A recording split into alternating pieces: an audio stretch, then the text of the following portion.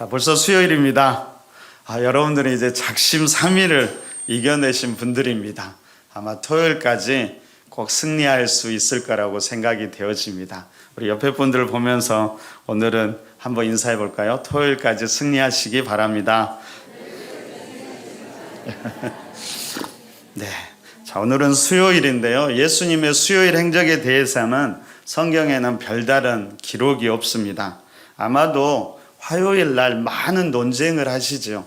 그 논쟁으로 많이 지치셨던 것 같아요. 뿐만 아니라 늦게까지 제자들에게 마지막 때에 대해서 여러 가지 것들을 이야기해 주십니다. 그래서 좀 고단하셨나 봅니다. 그래서 많은 신학자들이 수요일엔 예수님이 다른 사역을 하지 않고 쉼과 기도의 시간을 가졌을 거라고 생각합니다. 자, 이번 특별 새벽 기도의 제목이 예수님과 함께하는 믿음의 길이라는 제목으로 우리가 진행하고 있습니다. 제가 고민을 했어요. 정말로 파격적으로 예수님을 따라서 해야 되니까 오늘은 그냥 교회에 나오지 말고 우리도 그냥 가정에서 쉴까? 아니면 그냥 교회에 나오더라도 아무것도 하지 말고 그냥 쉼을 가질까? 진짜 그런 고민을 가졌습니다. 그런 교회가 없잖아요. 그래서 우리가 처음으로 파격적으로 한번 해볼까 진짜 마음을 먹었거든요. 근데 이제 갑자기 금요일이 걱정되더라고요. 그러면 금요일도 진짜 십자가에 못 박혀야 되잖아. 두려워서 그냥 결국에는 그냥 평소대로 하기로 했습니다. 언젠가는 한번 그런 파격적인 것을 해볼까 제가 마음 먹고 있습니다. 어찌됐든 하루 정도는 아무것도 안 하고 푹 쉬면 좋겠지요. 새벽 예배도 쉬고 오늘 수요일인데 수요 예배도 쉬고 직장도 쉬고 여성들은 밥하는 것도 쉬고 그러면 참 좋겠죠. 전도사님 제일 공감하는 것 같아요. 자, 어찌됐든 우리 삶이 참 바쁘고 힘듭니다. 어른들만 그런 것이 아니더라고요. 아이들도 심지어 유치원 다니는 친구들도 많이 바쁘다고 하더라고요. 왜 그리 우리 삶이 바쁠까요? 참 아이러니하게도 여러분 쉬기 위해서 바쁘답니다. 더 쉬기 위해서 더 바쁘게 일해야 된다고 합니다. 그럼 사람들은 나중에 쉬기 위해서 지금 힘도 지식도 재물도 최소한 어느 정도는 모아놓고 갖추어야 한다라고 생각하지요. 그리고 그것들이 나중에 우리에게 쉼을 준다라고 생각합니다. 근데 여러분 진짜로 그럴까요? 그걸 우리가 장담할 수 있을까요? 진짜로 그것들이 그때 우리에게 쉼을 줄까요? 그리고 그때 그것을 우리가 다 누릴 수 있을까요? 그때까지 우리가 건강하고 심지어 그때까지 우리가 살 수 있을까요? 한 치 앞도 모르는 우리의 삶을 우리가 어찌 장담할 수 있을까요? 하나님은 그렇게 이야기하지 않습니다. 오히려 이렇게 이야기하지요. 수고하고 무거운 짐진 자들아 다 내게로 오라. 내가 너희를 쉬게 하리라. 지금 열심히 일하고 나중에 쉴 때 오라는 것이 아니지요. 지금 오라는 것입니다. 와서 먼저 쉬라고 이야기하지요. 다른 곳이 아니라 하나님께 나아와서 그 쉼을 누리라는 것입니다. 그런데 그 다음 문장이 참 이상합니다. 29절과 30절에서 이렇게 이야기합니다. 우리 함께 읽어볼까요? 자, 29절 30절 읽습니다. 자, 시작. 나는 마음이 온유하고 겸손하니 나의 멍에를 메고 내게 배우라. 그리하면 너희 마음이 쉼을 얻으리니 이는 내 멍에는 쉽고 내 짐은 가벼움이라 하시니라. 그리고 이 말씀이 이해될 것 같기도 하고 또 이해 안 될 것 같기도 합니다. 아니 쉬게 해주겠다라고 하면서 바로 하는 말이 나의 멍에를 메고 내게 배우라고 말하고 있습니다. 사기 아닌가요? 전도를 통해서 교회에 처음 온 분이 있는데 그런 이야기를 하더라고요. 교회에 다니는 사람들은 다 거짓말쟁이랍니다. 왜 그럴까요? 처음에 전도할 때 교회 오기만 하면 되고 아무것도 안 해도 된다고 말해놓고요, 막상 교회에 오면 어떨까요? 그때부터 이제 달라집니다. 이것도 해야 된다 하고 저것도 해야 된다 하고 그렇게 이야기하기 시작하죠. 그래서 다 거짓말쟁이랍니다. 마음과 몸이 지쳐서 좀 쉼과 위로를 누리기 위해서 교회에 왔는데 더 바빠졌답니다. 더 정신없답니다. 그 얘기를 듣고 참 많은 것을 생각하게 됐습니다. 어찌됐든 여러분, 예수님도 거짓말을 하셨을까요? 말로만 예수님께 오게 하기 위해서 쉬게 해준다고 꼬셔놓고 오고 나서 그때서야 본색을 드러내고 내 멍에를 매라고 예수님께서 말씀하셨을까요? 여러분, 우리가 여기서 먼저 생각해 봐야 될 것이 있는데요, 그것은 과연 쉼이란 무엇인가 다시 한번 우리가 생각해 보면 좋을 것 같습니다. 여러분, 성경에서 말하는 쉼이란 아무것도 안 하는 것이 아니지요. 오히려 성경은 이 쉼에 대해서 적극적으로 하는 것을 말합니다. 한번 연애할 때를 한번 생각해 보세요. 바쁜 중에도 통화하고 없는 시간에도 어떻게라도 잠시라도 시간을 내서 만나지요. 아닌가요? 다 잊어버리셨습니까? 여러분, 바쁜 중에도 그렇게 하는 이유가 뭘까요? 그것이 바로 나에게 힘이 되고 쉼이 되기 때문이죠. 그럼 그게 바로 진짜로 쉼입니다. 제가 아내하고 사귈 때 그렇게 했을까요? 안 했을까요? 라고 물어보려고 했는데 뒤에 아내도 있고 또 전혀 아니라고 하면 당황스럽잖아요. 그래서 안 물어보겠습니다. 대신 제가 운동을 참 좋아합니다. 지치고 힘들 때 제가 운동을 할까요? 안 할까요? 저는 하려고 합니다. 바쁘고 힘들 때면 운동을 해야 스트레스도 풀리고요, 몸도 저는 더 개운해지더라고요. 요즘 바빠서 제가 운동을 잘 못해요. 못하니까 더 힘이 듭니다. 아무튼 저는 지치고 피곤할 때 오히려 운동하는 것이 쉼이 됩니다.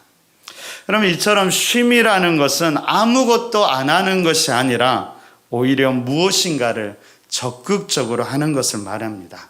그러니까 쉼이란 비어있는 공간이 아니라 실제 하는 어떤 것이지요. 하나님이 세상을 처음 창조하실 때 이것저것 정성스럽게 만드셨습니다. 그리고 일곱째 날에 쉼을 가지셨죠. 그래서 많은 사람들은 그렇게 이야기합니다. 6일 동안 열심히 일하시고 창조하시고 7일에는 아무것도 안 했다라고 생각합니다. 여러분, 많은 신학자들은 말하기를 7일째는 아무것도 안 한 것이 아니라 바로 쉼과 안식을 창조했다라고 말합니다. 그러니까 쉼이라는 것은 비어있는 어떤 공간이 아니라 눈에 보이지 않지만 실제 하는 것이고요, 꽉 채워져 있는 것입니다. 제가 이제 이동호 목사님 설교를 한 편을 들었는데 거기에 박귀영 님이 쓴 하루에 한 번은 하늘을 보며라는 그 수필집에 들어있는 한 이야기가 들어있는데요, 참 많은 것을 생각하게 하더라고요. 제가 한번 읽어드리도록 하겠습니다. 아이들에게 피아노를 가르칠 때마다 공통적인 현상을 발견하게 되는데, 그것은 음표는 한 박자씩 잘 지키는데 쉼표는 아예 무시하고 지나치곤 한다. 이런 아이들에게 쉼표의 박자를 정확히 지키게 하는 일이란 여간 쉽지 않다. 흔히 음표는 연주할 때 음가만큼의 소리가 귀에 들리는 것이기에 쉽게 느낄 수 있지만 쉼표는 그렇지 않기에 무던히 그 시간을 기다리지 못함 때문이다. 내가 대학에 들어가서 작곡 레슨을 받는 시간에 너는 어떤 의미로 여기에다 쉼표를 썼지? 그렇게 물으시는 교수님의 질문을 받고 당황했던 기억이 있다. 물론 나는 궁색한 이야기를 늘어놓았지만 쉼표도 음표와 마찬가지로 음악이야. 음표를 쓰는 의미만큼 쉼표도 의미 있게 써야 한다는 교수님의 설명이 있은 후 나는 그때부터 쉼표에 대한 인식 전환이 이루어졌다. 그렇다. 쉼표도 음악이듯이 우리 삶 속에서 쉼도 일과 마찬가지로 중요한 것이다. 그런 글입니다. 여러분, 우리의 존재는 수고하고 무거운 짐진 자들이지요. 어쩌면 태어나면서부터 그런 삶을 살아가는지도 모르겠습니다. 누구도 예외는 없습니다. 그런데도 많은 사람들은 자기만 힘든 것처럼 느끼곤 하지요. 여러분, 꼭 그렇지 않더라도 최소한 자기가 더 힘들다고 생각합니다. 다른 사람들은 다 행복하고 여유가 있는 것 같은데 나만 수고하고 무거운 짐을 진 것처럼 느껴질 때도 많이 있지요. 여러분, 제가 목회를 하면서 다양한 사람들을 만나면서 깨닫게 되는 것은 모두가 자기만의 수고와 아픔, 무거운 짐을 가지고 살아간다라는 것입니다.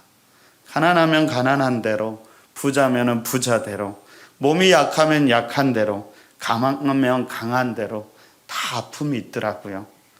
전도사 때는 목사가 되면 훨씬 더 나아질 거라고 생각하고요. 부목사 때는 담임 목사가 되면 모든 것이 나아질 거라고 생각하지요. 근데 꼭 그렇지만은 않더라고요. 직장을 다니는 사람들은 자영업을 하는 사람들이 더 나아 보이고요. 자영업을 하는 사람들은 차라리 직장 다니는 것이 훨씬 더 낫다고 이야기하죠. 직급이 올라가고 사장이 되면 훨씬 더 나을 거라고 생각하는데 막상 되고 나면 꼭 그런 것도 아니지요. 결혼을 하면 혼자 사는 게 차라리 낫다고 하고 결혼을 안 하면 결혼하는 게 좋다고 이야기하지요. 여러분, 참 이상하죠? 뭐가 맞는 걸까요? 모두가 각자의 삶의 자리에서 감당해야 되는 수고와 무거운 짐이 있고 모든 이들이 수고와 무거운 짐을 지고 살아가는 것이 우리네 인생인지도 모르겠습니다. 여러분, 그러면 이런 삶의 수고와 무거운 짐이 어디에서부터 시작되었을까요? 그럼 창세기를 보면 인간의 수고와 고난이 죄로부터 왔다라고 말합니다. 성경은 인간이 최초의 범죄를 지었던 사건을 선악과 사건으로 말하는데요. 그 이후에 인간에게 수고로움과 무거운 짐이 생기게 되었다는 것입니다. 여러분, 생각해 보십시오. 그 이전에도 아담은 열심히 일했습니다. 동물들의 이름 하나하나를 짓고 하나님의 말씀대로 에덴을 경작하고 지켜갔지요. 하지만 그런 것들이 수고로움이나 짐이 아니었습니다. 그런데 인간이 선악과를 따먹은 이후부터 그 일들은 수고와 짐이 되어버렸지요. 여러분, 선악과 자체가 문제가 아니지요. 핵심은 하나님의 말씀을 어김으로 하나님과의 관계가 깨어졌기 때문입니다. 바로 그 관계의 깨어짐으로부터 일상으로 했던 모든 일들이 수고와 무거운 짐으로 다가왔던 것입니다. 그래서 예수님은 그런 사람들에게 다시 예수님께, 하나님께 나아오라고 말씀하신 것이죠. 나아와서 그 가운데 다시 관계를 맺고 그 안에서 쉼을 누리라는 것입니다. 우리가 다시 예수님께로 가야 우리가 쉼을 누릴 수 있고요, 살 수 있는 것입니다. 힘들면 힘들수록 예수님께 나아가서 예수님을 붙잡아야 합니다. 그렇게 예수님께 나아갈 때 우리는 다시 숨도 쉬고 다시 쉼을 누리게 될 것입니다. 그런데 그러면 그냥 오라고 하면 되지 왜 또 와서 멍에를 매라는 걸까요? 그럼 중요한 것은 안식하는 것, 쉰다라는 것은 그냥 아무것도 안 하는 것이 아니라는 겁니다.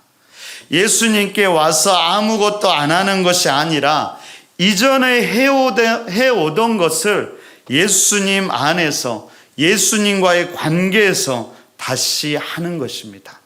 그러니까 단순히 쉬느냐 쉬지 않느냐가 아니라 그 관계에서 쉼이 흘러나온다라는 것이죠.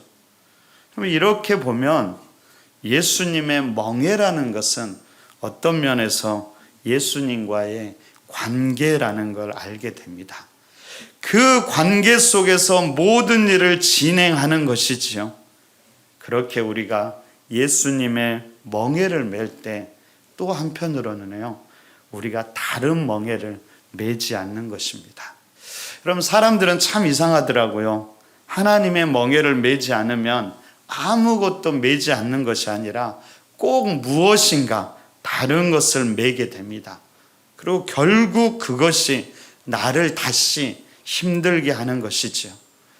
예수님은 주님의 멍에를 매는 것을 통해서 관계를 회복시킬 뿐만 아니라 다른 잘못된 멍에들을 매지 못하게 하는 것이지요.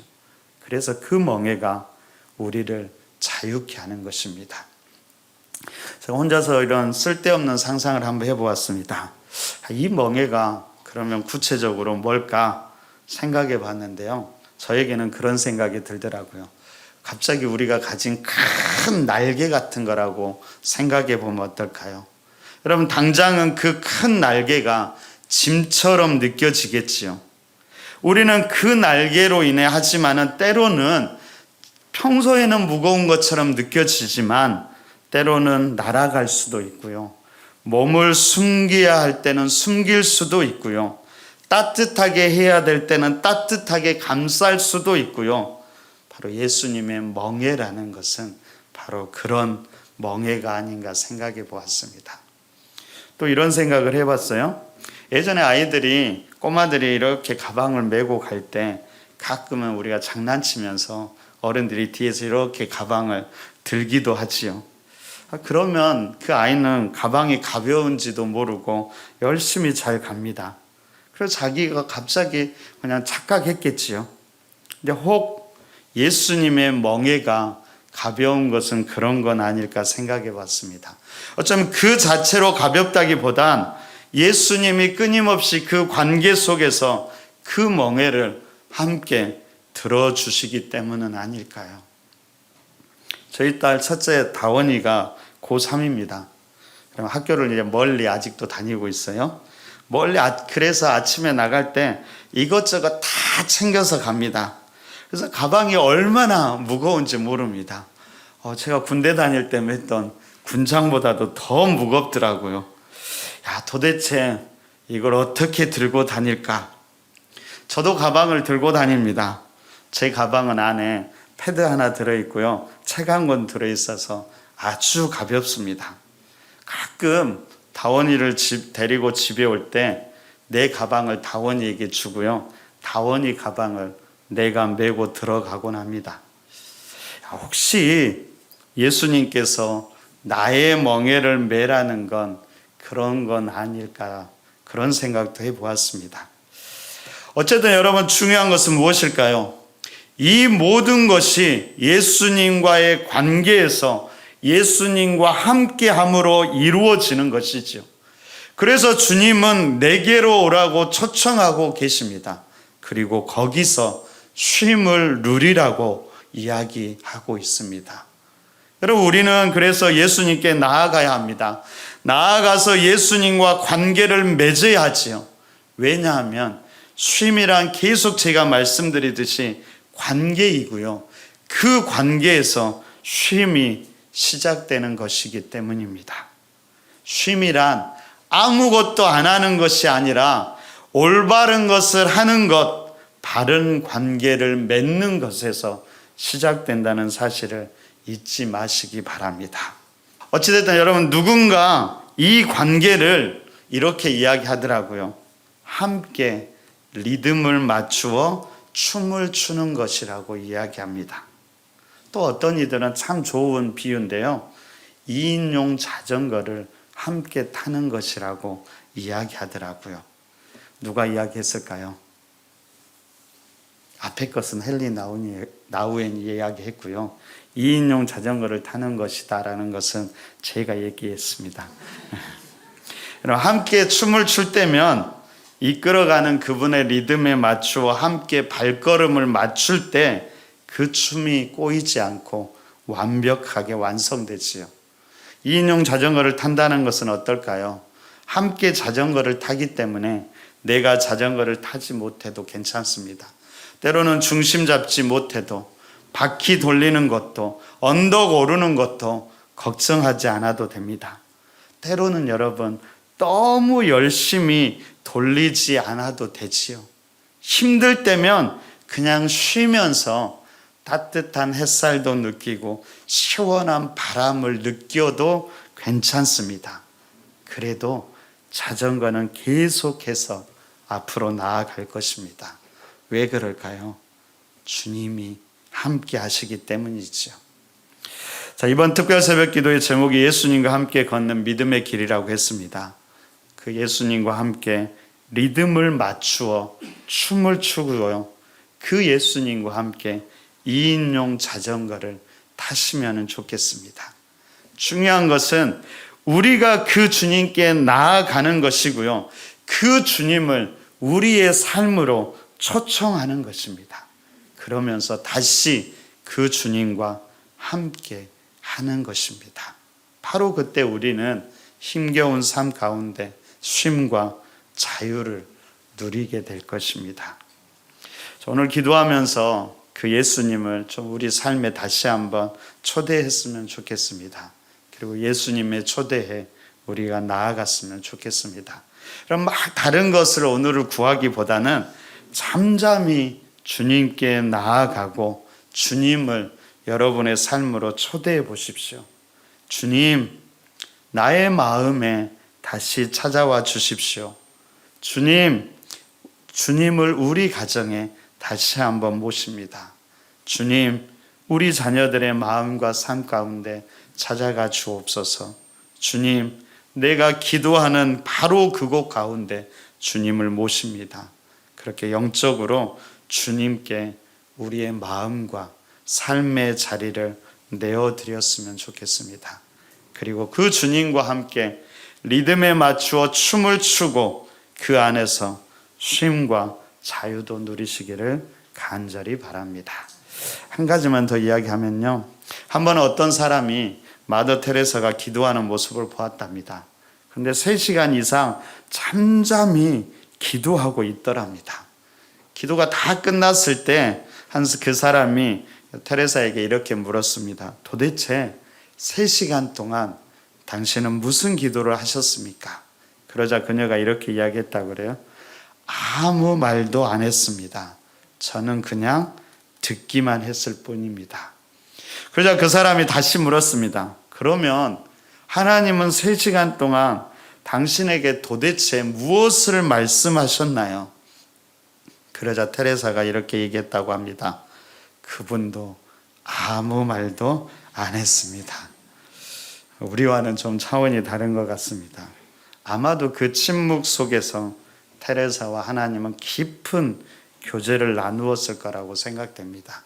서로 초대하고 서로의 호흡과 리듬을 맞추면서 함께 교제하고 사랑을 나누었겠지요. 여러분, 그분을 바라보고 그분의 임재 가운데 나아가서 우리도 그렇게 했으면 좋겠습니다. 다른 말 많이 필요하면 하셔도 되고요. 아니면은 그냥 주님 사랑합니다. 그렇게 고백하면 어떨까요? 그리고 여러분의 상황을 그냥 말이 아니라 그냥 그대로 그냥 올려드려 보십시오. 그러다가 잠이 오면 그냥 주무셔도 괜찮습니다. 그러다가 그냥 그 시간을 누리는 것이지요. 그 안에서 쉼도 누리고 하나님이 베푸시는 은혜도 누리면서 우리 안에 모든 것들이 다시 회복되기를 간절히 바랍니다.